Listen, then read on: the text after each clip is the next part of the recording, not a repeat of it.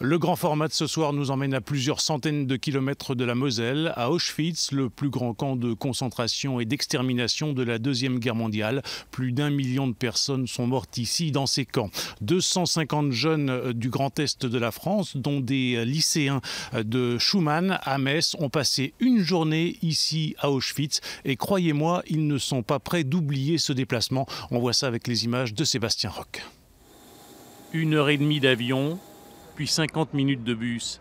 Et voici nos lycéens messins transportés au cœur de l'univers concentrationnaire nazi, plongés dans l'horreur du monde des SS.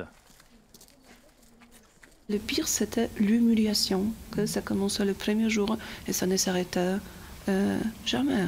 Parce que les cadavres des personnes assassinées ici n'étaient jamais respectés. Servaient par exemple pour apporter des bénéfices au Troisième Reich. Oui, on les transformait par exemple en engrais. À Auschwitz, ses 3 camps principaux et ses nombreuses annexes. L'extermination des Juifs de juin 42 à janvier 45. Plus d'1 100 000 morts. Chloé et Williams, 17 ans tous les deux, élèves de terminale, font partie d'une classe européenne du lycée Robert Schumann de Metz. En cours avec leurs professeurs, ils ont travaillé sur cette sombre page de l'histoire de la Seconde Guerre mondiale.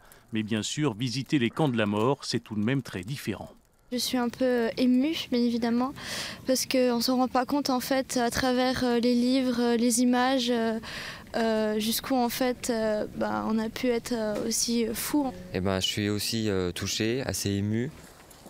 Les fours à crématoire, ils ont été détruits, mais quand on voit en fait l'étendue, on se rend compte que y a eu beaucoup de personnes qui ont été assassinées en fait. On voit vraiment les choses, comment elles se sont passées. On voit les bâtiments, on voit les lits, on voit comment ça a été, tout a été mis en place. Surtout quand on se dit il y a des personnes qui avaient le même âge que nous. Moi je ne sais pas comment j'aurais réagi, est-ce que j'aurais résisté. Il fait très froid, on est tous là avec nos grosses doudounes et nos gants, mais eux ils avaient un simple pyjama. Ça a dû être vraiment dur en fait, de survivre à tout ça. Et alors par rapport au contexte aujourd'hui des crises des migrants, du problème syrien, c'est un peu la même chose, mais pas dans les mêmes mesures.